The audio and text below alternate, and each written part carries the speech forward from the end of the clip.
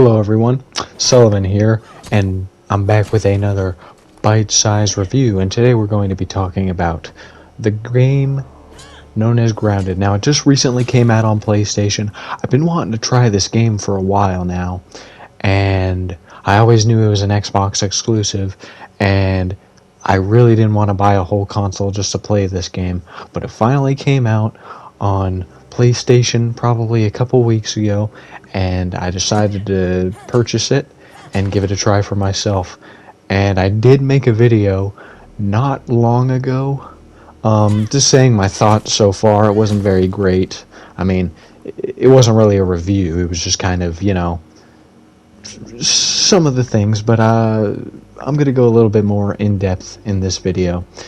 So, without further ado, let's get started. Grounded is a captivating survival game developed by Obsidian Entertainment. Here's a rundown of its key aspects. The premise of Grounded is intriguing. Players find themselves shrunk to the size of insects and must navigate a suburban backyard to survive against the dangerous forces of insects that await you on your journey. It's a refreshing take on the survival genre, offering a unique perspective and setting. The game's visuals are stunning, especially considering the small scale of the world. The level of detail in the environment truly immerses players in the backyard landscape, from towering blades of grass to menacing insects. Grounded features typical survival game mechanics such as, gathering resources, crafting tools, building shelters, all that. However, its size-altered perspective adds an extra layer of complexity to these tasks, making them both challenging and rewarding. One of the highlights of Grounded is the sense of exploration it offers. Venturing into uncharted territory can lead to exciting discoveries, whether it's stumbling upon maybe a hidden cave that you find, or encountering maybe a new insect species that you can use a thing known as peeping to inspect the creature and sort of like get a description of their weaknesses or their resistances and stuff like that. And there's different variants of certain insects that might be stronger than the other, that might have a weakness, and the other one might have a resistance to that same thing that the other one had a weakness to. But interesting stuff like that. Building a base is essential for survival in Grounded. Players can construct elaborate structures using various materials found in the environment, allowing for creativity and customization. The backyard is teeming with insects, some of which are hostile. Combating these creatures adds an element of danger to the game, requiring players to strategize and use their resources wisely.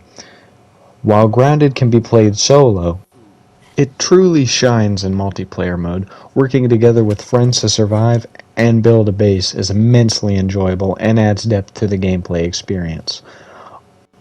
Grounded also has a spectacular storyline where you are one of 5 kids who need to figure out how to go back to normal size, and in order to do that you must go through laboratories made by Dr. Wendell Tully, who's one of the main protagonists of the game, and you will listen to his logs and you will learn a little bit about him as you go through the game, while collecting more of his tapes as well as his writings, like his papers as well. So yeah, it's quite a great story, and I don't want to spoil too much, but it's insanely good, and you almost feel for the scientist and his struggles, and you really get to know a lot about him. And it's a really good story. The developers have also shown a commitment to community engagement, regularly updating the game with new content, regularly adding new features based on player feedback. This ongoing support bodes well for the future of Grounded indeed. As players survive and explore, they gain experience points and unlock new abilities. This progression system adds a sense of growth and development to the game, allowing players to become more adept at survival over time. You gain things known as raw science, which can be used to trade for blueprints, and also it will contribute to leveling up. And when you level up, you automatically learn a set of new items if you haven't already scanned an item. So when you scan an item, it tells you what what can be crafted with that. But if you already know it, it'll tell you the things that you don't know what can be crafted with that, if that makes any sense. It makes a little more sense when you play it, but that's probably the best way I can explain. In addition to hostile insects, players must contend with environmental hazards such as weather conditions and toxic substances. These elements keep gameplay dynamic, challenging, requiring players to adapt to their strategies accordingly. Managing resources is crucial in Grounded. Players must balance their need for food, water, and materials while also considering inventory space and carrying capacity.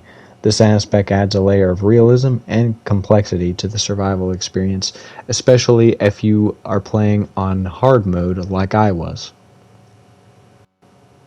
The art style of Grounded is amazing and charming and whimsical, perfectly complementing its backyard setting. The game's atmosphere is both lighthearted and suspenseful, creating a unique blend of adventure and tension. As players establish their bases, they must also defend them from insect attacks. This introduces a tower defense-like element to the gameplay, requiring strategic placement of defenses and fortifications. And not only that, there are these things called mixer terminals, and you need to defend them, and in doing so you will gain raw science points which can be used to unlock more blueprints. The crafting system in Grounded is robust, allowing players to create a wide variety of items and structures from simple tools to elaborate fortresses.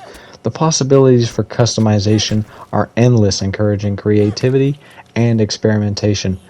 The Grounded community is also very active and passionate, sharing tips, tricks, and creations through forums, social media, and online communities. This sense of camaraderie adds to the overall enjoyment of the game and fosters a supportive environment for players of all skill levels. One fascinating aspect as well of Grounded is its exploration of ecological dynamics within the backyard ecosystem. Players can observe interactions between insects, plants, and other elements of the environment, creating some sort of sense of realism and depth to the game world. The day-night cycle in Grounded not only affects visibility, but also impacts gameplay dynamics. Some insects are more active at night, while others may retreat to their nests, altering the player's strategies and tactics based on the time of day. So if you don't want to deal with certain bugs during the night that might be quite difficult, you can always sleep. And sleeping also gives you a regenerative boost or buff for certain things. So it's always important to sleep whenever you can. Another thing is the sound design of this game. The sound design is absolutely immaculate. I don't know what it is, but the sound of, hitting bugs and slashing them as you go through the vast wasteland of the sandbox and fighting the antlions, for example, it's just, there's something about it that creates a very nice atmospheric enjoyment. I don't know what it is. Overall, I do think this game is very good. And, it really offers an experience that everybody can enjoy.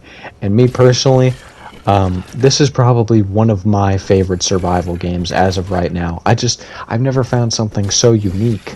It has so much charm to it, so many different weapons, so many different, behaviors, and, the bugs kind of act like how they normally do in, real life, for example. And I really appreciate the attention to detail that this game has. And overall, I would probably give this at least definitely a 9.5 out of 10. There is some moments, if you've played Ark, for example, you'll understand that there's always constant enemies attacking you, and sometimes in certain areas you can't really get a break from that, and it can be annoying. But I would say this is a pretty easy game to pick up, even for a casual player. I'm playing on the hardest difficulty. I haven't fully completed it, but I know enough of the game to be able to cover it. So, even on hard difficulty, you really just, need to play it a little bit, and all you need to learn is how to parry and all of that, and you should be good. But overall, I really think this game is good, and let's say you've never played a survival game, I think this would be a good survival game to pick up.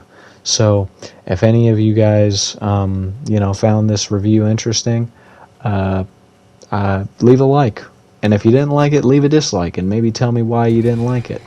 But yeah, in the comment section, just maybe give some feedback if you'd like. I always appreciate that. But yeah, this is Sullivan signing out. Everyone, have a good rest of your day. Gonna have a look around.